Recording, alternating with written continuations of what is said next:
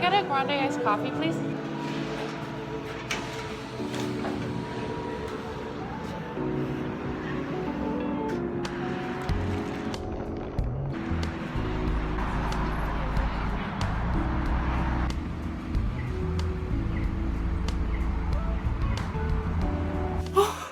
Okay. It's been a while since I've put this much effort into a video. I'm wearing the same clothes as yesterday for continuity. The last couple of weeks has been a little busy, a little hectic, but that's okay because we got through it. Woohoo, we got through it. Why am I so awkward in this video? But anyways, we did get through it, and today I thought I'd do something fun. This is gonna be something fun for me as someone who studies film, as a film student. I don't know if I should call myself a film student. Film students make films. We don't make films, but we do study them. And so, why does this matter? Anyway, honestly, sometimes I don't remember that I'm a film student. Like, because I study the internet so much, I forget how much I like film and TV. I don't even watch all that much film. It's mostly just TV. But I like myself a good TV show and a good screenshot in particular. So what I got yesterday while I went to go print everything, is a little collage of images that I thought I would decorate my wall with. My wall is extremely bland. It's so bland. So I thought I'd make it a little interesting. I think it'd be very nice and very kind of calming as I do this. Other people color things and paint and whatnot. I give what the world has already given me and just cut them out. So let's go. Which one should I do first? I'll go with my favorite one, which is a screenshot from Normal People. Also, I'm hoping I don't wave this scissor around a lot. I feel like I'm gonna forget and it's gonna look like a very dangerous video. So Normal People. I recently started watching it and then immediately watched it again because it was just so good. Obviously, I really like the characters, the whole nostalgic feeling of kind of revisiting high school, but in a very like melancholic way. Teen dramas, of course, tend to like overplay the drama part of everything. Not to say that this show doesn't. There's a lot of melodramatic parts to it, and the story itself is very like, ooh, up and down. What are they gonna do? Like, will they, won't they? Kind of. But I feel like the way it's shot is very subtle and nuanced, that it makes the show a lot more contemplative and deep. The screenshot I have here was actually on the screen for like max 3 seconds. It was in the first episode, and it was so subtle but so beautiful that I think I just like stopped the show and was like, you know, it's one of those screenshots that gets you. It's one of those screenshots that I'm like, I wish my life looked like this, right? With the little like pictures on the wall and then the bookshelf and the shadow. I mean, there's so many points to that show that look amazing. But this was one of like the subtle ones. I don't think anyone even remembers except me. Ooh, completely forgot. Spoiler ahead for all of these shows. Let me just kind of list them out, just in case I say anything that's spoilery. Spoiler ahead for all of those shows. Normal People. I keep getting lost. I think one of the other things I liked about Normal People was how like frustrating it was. Like, okay, hear me out. It's a show about people who don't communicate properly.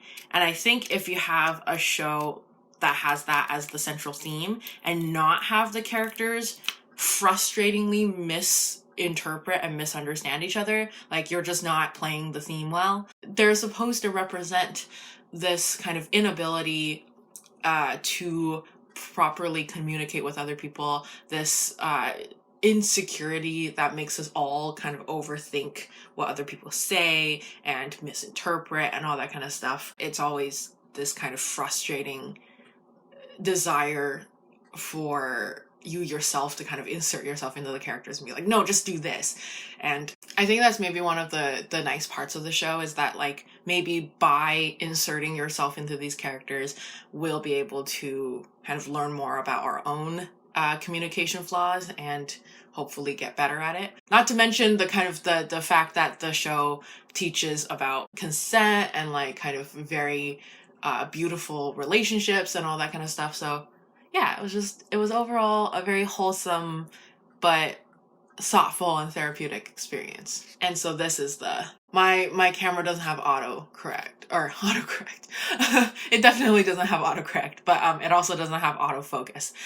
So it's not like you can actually see this, but I'll put a little version of this screenshot up on the screen. And then I will stick it to the wall later. Okay, on to the next one. The next one, I guess, will then be Killing Eve. I watched the 3rd season, and the screenshot I think is also from that season. It's where Villanelle is in Italy, which is like so gorgeous. It's so pretty. Just her clothes and where she lives. It really like, I mean, it's a problem, but it really romanticizes the assassin lifestyle, you know? Like, isn't it great to kill people and make a lot of money? I didn't just say that. I like the show kind of because of its absurdity. Like, hey, here's a person that is absolute evil, but they're not, you know? Like, think of them more complexly and like let yourself feel for this like utterly terrible person. I think I've already talked about Mrs. America in this channel.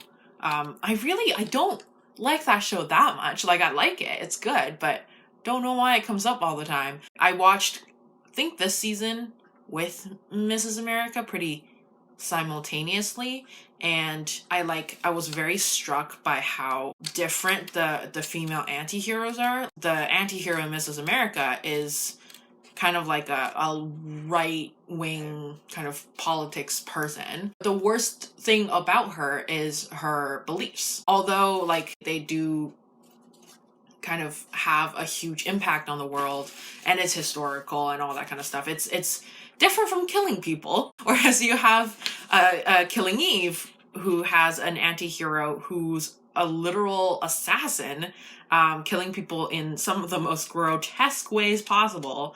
And I found myself finding her more likable than the person who just had like problematic beliefs. I wonder how that reflects the world. Crime dramas and all that kind of stuff has like mystified the serial killer to almost make them cool in some sense. That like morbidity is not a huge problem anymore in our society, whereas problematic beliefs and political stances and I think all that kind of stuff is becoming increasingly important to people's eyes. And so both of these are considered anti-heroes, even though I would argue that like murder's worse. Maybe that is a simplification of everything. But I mean, you know, sentiment-wise, Villanelle is just a more likable character, so what do you do with that? This is the screenshot. That house is beautiful. It reminds me of why I need to go there one day. One day. One day. The next one is kind of like an oddball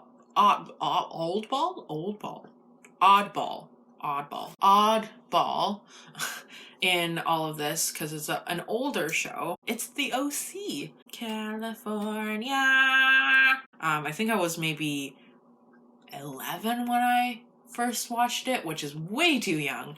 Actually, is it though? I loved that show. I was so into the Marissa and Ryan love relationship, and then I rewatched it when I was older, maybe at like 19, and I was so not into that relationship. The same kind of communication problems as like normal people, except they don't get better. Normal people is about slowly fixing yourself almost so that you can, you know, eventually lead to a happier life, but like Ryan and Marissa just never got there. Seth Cohen is one of the best written characters in the whole entire world. Like, some of his lines, classic. The Star Wars convention, I'm sorry, her top was off. You couldn't have at least said X-Men for me? Holy Moses, it's beautiful. 3-letter word for hilarious? Dad, I love the hotel. I want to marry the hotel and have little gambling-addicted alcoholic kids with it. Talking to a boat, sir. Yeah, I talked to a plastic horse too, but that never worries anyone. Keep shucking, Seth. I want dinner ready by the time your mother gets home. Hey, maybe I don't feel like shucking these. Okay, maybe you should go and shuck them yourself, old man. But yeah, and so this is a shot from season 1 finale when Hallelujah is playing and Seth, spoiler alert, runs away from home because Ryan has to go and take care of his pregnant girlfriend. Yeah, it's one of those shows. Yeah. But still great. Thanks to USC, I was actually able to go to a talk that had Josh Schwartz there, creator of The OC and Gossip Girl, and I asked a question. He said it was a good question, so yay. But yeah, overall, not a show known for its cinematography, but season 1 finale was very beautiful. The early shows will always have like a special place in your heart, you know. Next up, we have The Crown. Season 4 is coming up. I'm so excited. I'm just like I'm not a huge fan of the royals. I won't say that, because I do think that there are people significantly more obsessed than I am as part of their kind of like national identity to like the royals and all that kind of stuff. I'm Canadian, so we do have the queen as the head of state, as like a figurehead. But I don't know, I've just always found the queen's life very fascinating, and The Crown just like amplifies any documentary that could be made about her. Not only does it look better, but it's more dramatic, and you can actually feel for the characters, and you can get a more organic understanding of the queen's life and what she has to go through and all that kind of stuff. Specifically, my favorite episode is season 2, episode 4, whichever one's called Beryl, about Margaret.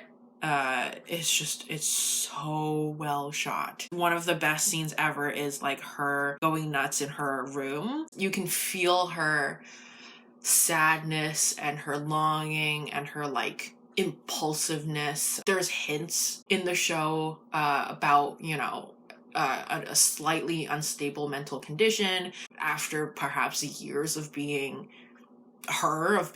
second up, of being a princess, of like the complex lives that the royals all must lead. We can write this into an essay, like that's not hard. We can even write this into a documentary, but to show it as your body, you know, to show it in the movements that you have, in the kind of emotion that you portray to other people, that's what actors do. In that moment, at least for me, like I really felt Margaret. I felt the pain, the existential problems and all that kind of stuff. And it was just like, it's so pretty and it's so beautifully shot. And her room is so pretty. And it's just everything. Despite that, I didn't choose a shot from that sequence. I chose a shot from her time with Tony in the darkroom. They didn't just put her in the screen and that was it, right? Like they had her with the cigarette and then like have the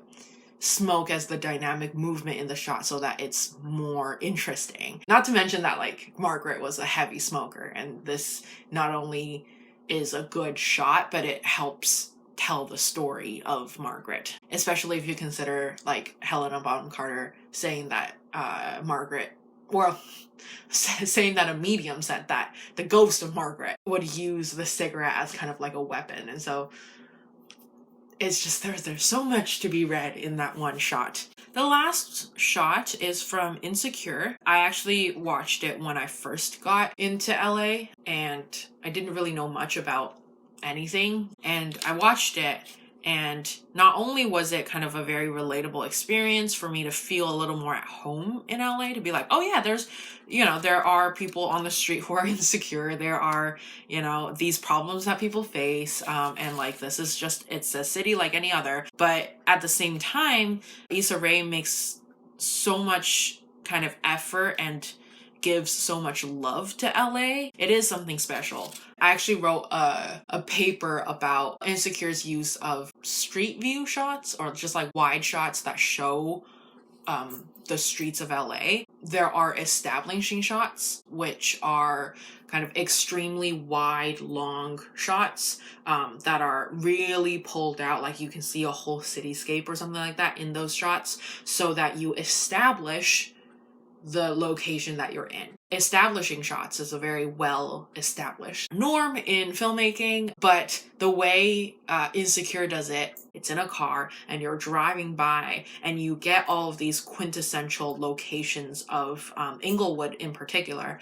It's a more essentially personalized take on the establishing shot that shows kind of the love that the creators have for the city. My essay then went into how she uses local businesses, and she's always done that ever since Awkward Black Girl, which was on YouTube. She was shooting in local businesses. She was exploring the local kind of art scene, all that kind of stuff. The latest season, Issa is creating a block party and like is involving all of these local places and businesses, and that's not, you know, a side of the story. That is central to the story. Like, her character goes through this arc and it represents something for her and all that kind of stuff. And so you can see the love of the city like right at the heart of the story. And that's what I love about Insecure.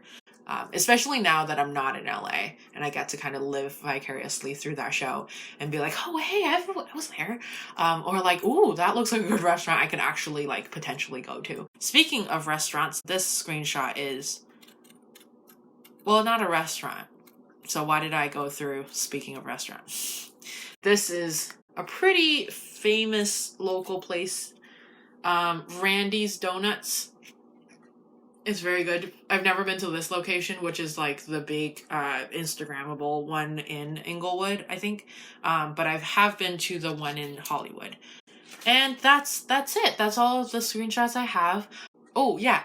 And I think the other thing that I wanted to touch on, because of what I study, I do know of a lot of people on the internet who also does this, like maybe on their Twitter or on their Facebook. They'll take screenshots of films and like, you know, put it there, and it's a moment of appreciation, and that's great and everything. But I think oftentimes that is done to art films, foreign films, or just like films in general. And I just wanted to be like, hey, TV shows look good too. Even if they're like from an older show. Like I have the OC in here, which is from like 03 to 06, I think. And like that was, you know, back in the day when people still felt like the quality of TV is definitely not on par with quality of film.